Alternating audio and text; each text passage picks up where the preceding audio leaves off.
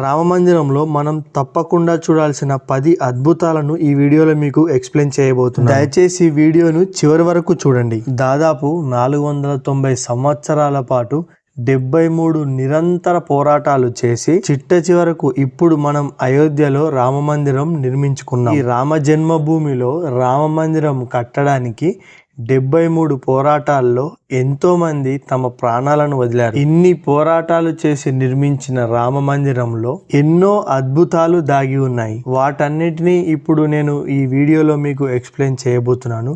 దయచేసి వీడియో చివరి వరకు చూడండి. వీడియో నచ్చితే వీడియోని లైక్ చేయండి, షేర్ చేయండి, కామెంట్ చేయండి అండ్ అలాగే నా ఈ ఛానల్ సబ్స్క్రైబ్ చేసుకోవడం మాత్రం మర్చిపోకండి. నెంబర్ 1, ఈ రామ మందిరమే ఒక మహా అద్భుతం. ఎందుకంటే ఈ రామ మందిరం దాదాపు 2000 సంవత్సరాలు చెక్కు చెదరకుండా ఉండేలాగా దీన్ని నిర్మిస్తున్నారు. ఇందులో ఐరన్ కానీ, సిమెంట్ కానీ, ఇసుక కానీ, కంకర కానీ ఇలాంటివేవి వాడలేదు. కేవలం రాయిని ఇంకా వైట్ సిమెంట్ మాత్రమే వాడారు. ఎందుకంటే ఐరన్ యొక్క లైఫ్ టైం 100 నుంచి 150 సంవత్సరాలు మాత్రమే ఉంటుంది. అలా కాకుండా ఇది 1000 నుంచి 2000 సంవత్సరాలు చెక్కు చెదరకుండా ఉండాలని పాతకాలంలో రాజులు టెంపుల్స్ కన్స్ట్రక్ట్ చేసే పద్ధతిలో దీనిని కన్స్ట్రక్ట్ చేశారు. ఈ రామ మందిరం గోడలపైన ఉన్న బొమ్మలన్నీ చేతులతో చెక్కినవి మాత్రమే. నెంబర్ 2, ఈ రామ మందిరాన్ని రెక్టాల్ స్కేల్ పై 6.5 తీవ్రతతో భూకంపం వచ్చినా చెక్కు చెదరకుండా అలానే ఉండేలాగా నిర్మించారు. దీనికోసం ఈ రామ మందిరం అడుగు భాగంలో దాదాపు 15 మీటర్ల వరకు మట్టిని మొత్తం తీసేసి రాయిలాగా గట్టిగా మారే పదార్థాన్ని దాంట్లో వేసి దానిపైన ఈ రామ మందిరం స్ట్రక్చర్ని కన్స్ట్రక్ట్ చేశారు. నెంబర్ 3, ఈ రామ మందిరంలోని బాలరాముని విగ్రహం చెక్కడానికి నేపాల్లోని గండకి నది తీరంలో మాత్రమే దొరికే అరుదైన శాలిగ్రామ శిలలను తెప్పించారు. ఎందుకంటే ఇవి మహావిష్ణు స్వరూపంగా కొలుస్తారు. అంతేకాకుండా వీటిని ఎంత గ్రైండ్ చేస్తే అంత షైనింగ్ వస్తుంది. ఇవి నేపాల్లోని ఈ నది తీరంలో తప్ప ప్రపంచంలో మరెక్కడా దొరకవు. నెంబర్ 4, ఈ టెంపుల్లో దాదాపు 54 గంటలు అరేంజ్ చేస్తున్నారు. వాటిలో ఒకటి ప్రపంచంలోనే అతిపెద్ద గంట. దాని బరువు వచ్చేసి 650 కేజీలు. దీనిని ఒక్కసారి మోగించినప్పుడు ఆ శబ్దం దాదాపు 10 నుంచి 15 కిలోమీటర్ల దూరం వరకు వినిపిస్తుంది. నెంబర్ 5, ఈ రామ మందిరంలో ఒక అరుదైన గడియారాన్ని పెట్టబోతున్నారు. అది ఎలాంటి గడియారం అంటే అందులో ఒకేసారి ఒకే ముళ్ళుతో 9 దేశాలకు సంబంధించిన టైంను చూడొచ్చు. దీనిని లక్నోకి చెందిన ఒక కూరగాయల వ్యాపారి 6 నెలలు కష్టపడి తయారు చేసి రామ మందిరానికి బహుమతిగా ఇచ్చాడు. నెంబర్ 6, ఈ టెంపుల్ ఇనాగ్రేషన్ అప్పుడు దాదాపు 108 అడుగుల పొడవు ఉన్న ఒక పెద్ద అగరబత్తిని అంటియబోతున్నారు.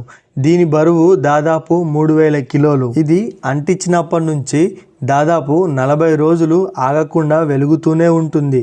దీని సువాసన దాదాపు 10 కిలోమీటర్ల దూరం వరకు వ్యాపిస్తుంది. నెంబర్ 7, ఈ టెంపుల్ కింద దాదాపు 1000 నుంచి 2000 అడుగుల లోతులో ఒక టైం క్యాప్సూల్ని పెట్టబోతున్నారు. ఇందులో రామ జన్మభూమికి సంబంధించిన చరిత్ర మొత్తం అండ్ అలాగే రాముని గుడి కట్టడానికి చేసిన పోరాటాల గురించి మొత్తం అన్ని డీటెయిల్స్ రాసి పెట్టబోతున్నారు. ఎందుకంటే భవిష్యత్ తరాల వారికి ఈ ల్యాండ్ గురించి తెలియాలి, ఈ ల్యాండ్ గురించి మళ్ళీ ఎలాంటి గొడవలు జరగకూడదు అనే ఉద్దేశంతో ఈ నిర్ణయం తీసుకున్నారు. అలాగే ఆ టైం క్యాప్సూల్ పెట్టిన ప్లేస్లో ఒక శిలాఫలకం వేసి టైం క్యాప్సూల్కి సంబంధించిన డీటెయిల్స్ అన్నీ అందులో మెన్షన్ చేశారు.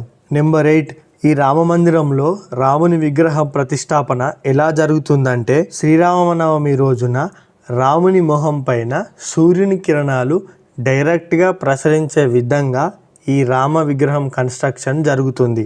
దానికి తగ్గట్టుగానే ఈ రామ మందిరం కన్స్ట్రక్షన్, ఆ కన్స్ట్రక్షన్ తగ్గట్టుగానే ఈ రామ మందిరంలోని బాలరాముని విగ్రహాన్ని హైట్ని మెజర్మెంట్ చేసి దాన్ని అక్కడ ప్రతిష్ఠించబోతున్నారు.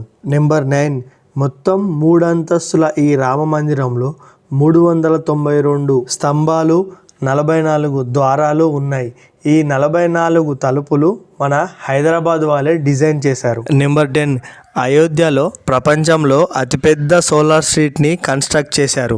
ఈ రామ మందిరాన్ని గవర్నమెంట్ ఇచ్చే డబ్బులతో కాకుండా మొత్తం యావత్ భారతదేశంలో ఉన్న జనాల అందరి దగ్గర నుంచి అంటే గ్రామాలకు వెళ్ళి వసూలు చేసిన చందాతో దీన్ని నిర్మిస్తున్నారు.